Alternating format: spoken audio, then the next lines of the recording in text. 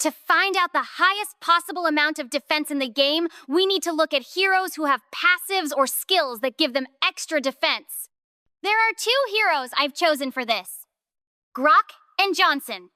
Grock not only gains bonus defense when near walls, but also converts half of his total physical attack into physical defense, which can be really interesting. On the other hand, Johnson automatically gains 30% more physical defense based on whatever he already has. Also pretty impressive. Let's start with Grock. The best item for gaining physical defense is Blade Armor, which gives only 70 physical defense. But thanks to Grock's passive, we can buy Blade of Despair instead. Combined with the Weapon Master talent, it gives us 168 physical attack, and half of that gets converted into physical defense.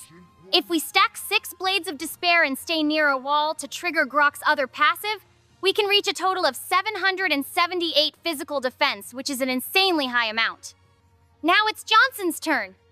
If we buy 6 Blade Armors for him, his total physical defense gets increased by 30% thanks to his passive.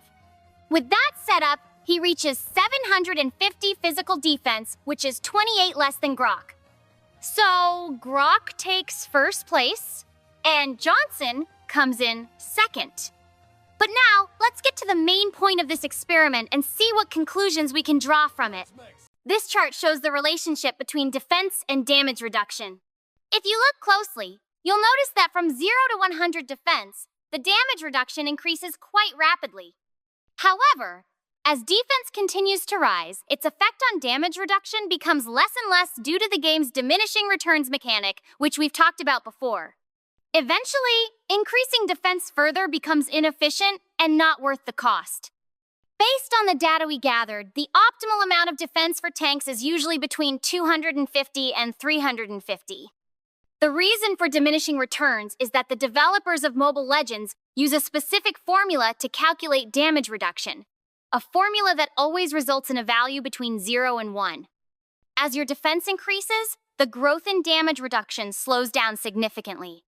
Another important point is that it's not just raw defense that makes you tanky.